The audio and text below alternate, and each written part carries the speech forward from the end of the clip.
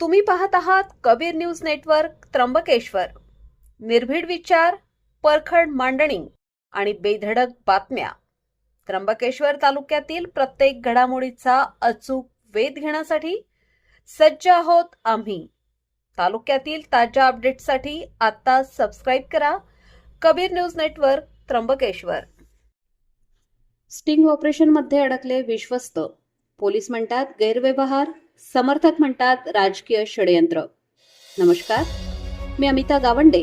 Kabir news नेटवर्कमध्ये आपले स्वागत आहे. त्र्यंबकेश्वर मंदिर प्रशासनात सध्या मोठी खळबळ उडाली आहे. व्हीआयपी दर्शनाच्या नावाखाली भाविकांची आर्थिक लूट केल्याच्या आरोपावरून त्र्यंबकेश्वर देवस्थानचे विश्वस्त पुरुषोत्तम कडलक यांना न्यायालयाने 7 दिवसांची पोलीस कोठडी सुनावली आहे.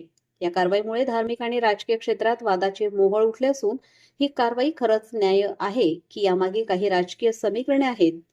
पाहुयात आमचा हा विशेष रिपोर्ट. मिळालेल्या माहितीनुसार त्र्यंबकेश्वर मंदिरात दर्शनासाठी येणाऱ्या भाविकांकडून व्हीआयपी दर्शनाच्या नावाखाली अव्वाच्या सव्वा पैसे उकळले जात असल्याच्या तक्रारी पोलिसांकडे प्राप्त झाल्या होत्या. यावर कारवाई करण्यासाठी ग्रामीण पोलीस अधीक्षक बाळासाहेब पाटील यांच्या मार्गदर्शनाखाली पोलिसांनी स्टिंग ऑपरेशन राबवले. ऑपरेशनवेळी जेव्हा एजंटांना पकडले तेव्हा या प्रकरणाचे धागेदोरे थेट विश्वस्त पुरुषोत्तम कडलक यांच्यापर्यंत पोहोचल्याचा दावा पोलिसांनी केला आहे. आलेल्या भाविकांना व्हीआयपी दर्शन हवे असेल तर या बाबतीमध्ये 200 रुपये ही ट्रस्टची फी आहे.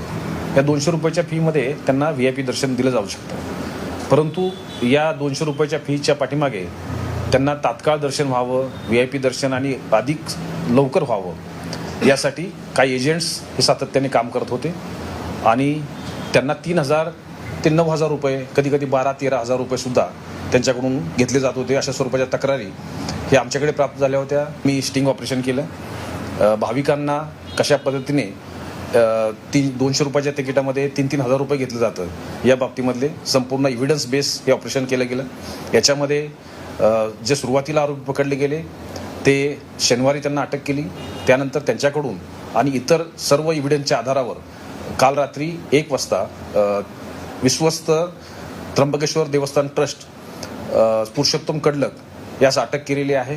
याच्यामध्ये संपूर्ण ही कारवाई एव्हिडन्स बेस आहे. आतापर्यंत 2 लोकांना अटक केलेली आहे.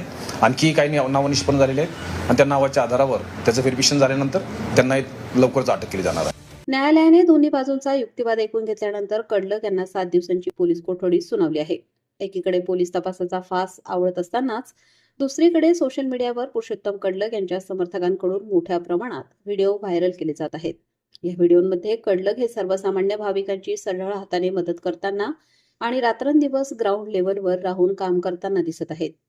समर्थकांचा असा दावा आहे की कडलक हे भाविकांच्या अडीअडचणीला धावून जाणारे व्यक्तिमत्व आहे. पुरुषोत्तम कडलक हे राष्ट्रवादी काँग्रेसचे शरद पवार गट पदाधिकारी असल्याने ही कारवाई राजकीय आकसापोटी केली गेल्याचा आरोप समर्थकांनी केला आहे. कडलक हे एक लोकसंपर्क असलेले नेते आहेत, त्यामुळे त्यांचे नाव खराब करण्यासाठी आणि त्यांना जाणीवपूर्वक या प्रकरणात अडकवण्यासाठी हा सर्व घाट घातला गेला आहे, असे मत त्यांच्या समर्थकांनी व्यक्त केले आहे. कार्याध्यक्ष सन्माननीय पुरुषोत्तम कडलक हे त्र्यंबकेश्वर देवस्थान या ठिकाणी ट्रस्टी म्हणून नियुक्त गेल्या काही वर्षांपासून झालेले आहेत. मात्र गेल्या काही दिवसांपूर्वी त्र्यंबक नगर परिषदेची निवडणूक झाली.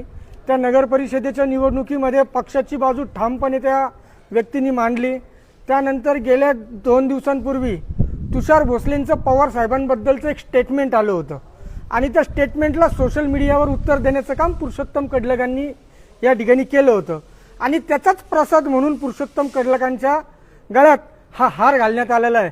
याच्यामध्ये भाविकांना दर्शन देणं किंवा काय हे एक ट्रस्टी करू शकतो, दर्शन दिलं असेल, पण पैसे दुसरं कोणी घेतले असेल हे निष्पन्न न होताच त्यांच्यावर कारवाई केली जाते. त्यांना बोलवलं, कुठलीही नोटीस न पाठवता त्यांच्यावर डायरेक्ट कारवाई. काल रात्रीपर्यंत तर सगळं व्यवस्थित होतं, मध्यरात्रीतूनच असं काय कडलकांना डायरेक्ट अटक केलेली आहे. आरोपीच्या वकिलांनीही न्यायालयात दावा केला आहे की काही भाविक स्वतःहून दर्शनासाठी आग्रह धरत होते. यात विश्वस्तांचा थेट कोणताही संबंध नाही. आता एकीकडे पोलीस या रॅकेटचे मूळ शोधत आहेत, तर दुसरीकडे जनसेवेचा दाखला देत समर्थक याला षडयंत्र ठरवत आहेत.